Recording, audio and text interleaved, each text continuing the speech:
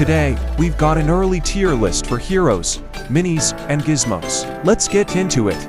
Starting with the mini and heroes tier list. In F tier we have BK and Swordsman. BK got a huge nerf to his supercharge radius. It makes him useless. He no longer heals with his super as well, which is a huge blow to him.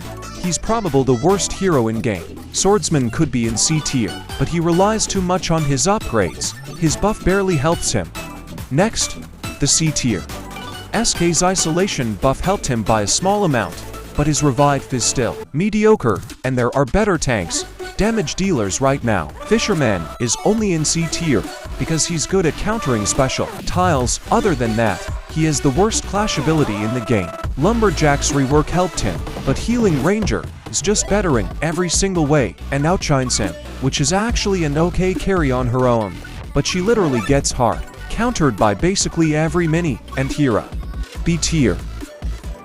Bowler and Spear Gob are there for their clash abilities. Bowler is slightly deader with his 3rd star, but it's hit or miss.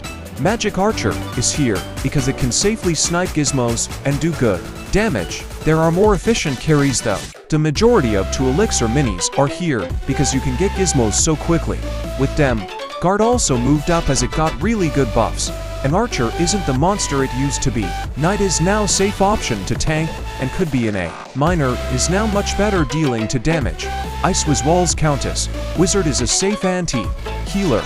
Barb synergizes with other 2 Elixir minis. 2 Elixir minis are actually balanced now. A tier. Archer Queen is in a really good spot right now. Her invisibility ability is really useful in most scenarios, and she outputs insane DPS, but she relies on too many tanks. RC could have been in S tier. She pairs insanely well with clash units, and her spear ability is great too, but her invincibility is too situational in my opinion. Mega Knight is the best tank behind Shield Maiden, and his health buff is underrated. However, he gets hard countered by War 2 and Mucho Puncho, holding him back. Battle Healer is solely here because she pairs so with Shield Maiden, giving basically infinite supers. Musketeer, such an underrated mini right now. She can output so much stuns and damage, as well as healing herself in the process. She's normally not upgraded much though compared to other carries.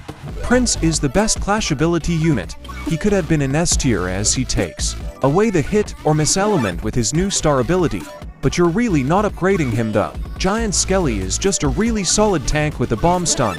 Enough said. Tekka outputs broken damage, and her new 2nd star is a step in the right direction for her, but her movement speed is still too slow. S and S plus tier.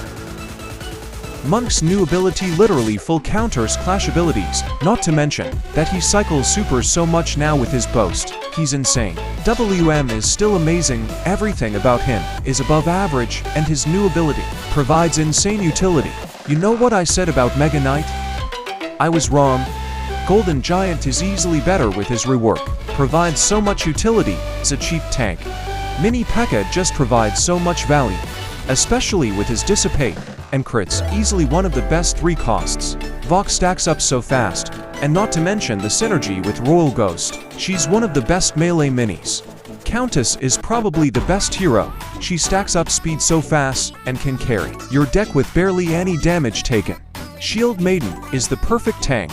She destroys with her super because it reflects all damage now, and she can cycle supers as well with stuns, as well as heals like the Pancaker. Dark Gob and Healing Ranger are the best synergy in the game. Dark Gob deals insane damage, and Heal Ranger boosts up and heals the whole board.